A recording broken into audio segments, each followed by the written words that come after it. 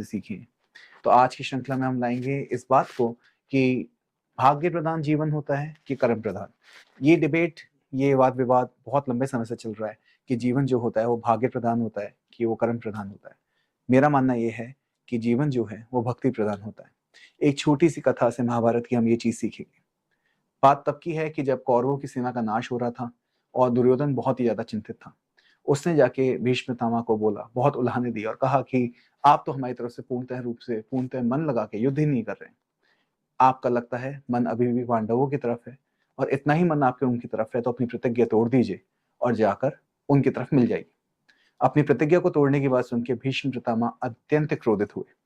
उन्होंने 5 बाण निकाले और उन 5 बाणों पर ये प्रतिज्ञा की कि इन 5 बाणों से कल सुबह मैं उन 5 पांडवों का वध कर दूंगा।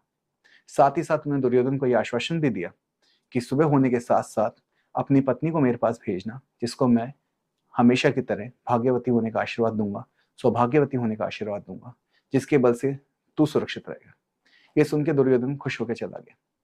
अब उनकी इस प्रतिज्ञा से पांडवों के भाग्य में मृत्यु निश्चित थी, पर पांडवों के भाग्य में साथ साथ भगवान की भक्ति भी थी। इसलिए भगवान स्वयं चिंतित हो उठे। उन्होंने द्रौपदी को उठाया, उसकी पादुकों को अपने हाथ में दबाया, द्रौपदी को लेकर भीष्म पितामह के शिविर की तरफ गए और द्रौपदी को बोला, बिना कुछ बोले अंदर जाओ और भीष्म पितामह से आशीर्वाद लेके आओ।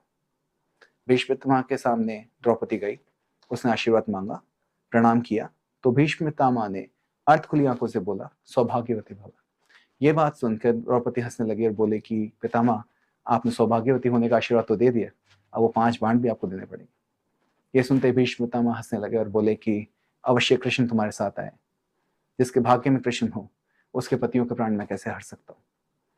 तात्पर्य यह निकलता है कि जब भगवान की भक्ति आपके भाग्य में हो तो फिर जीवन भाग्य प्रदान से कर्म प्रधान भगवान स्वयं बना देते हैं। आज की इस सोच के साथ मैं आप लोगों को छोड़ता हूँ यहीं पर। आशा करता हूँ कि आप लोगों को ये पसंद आई होगी।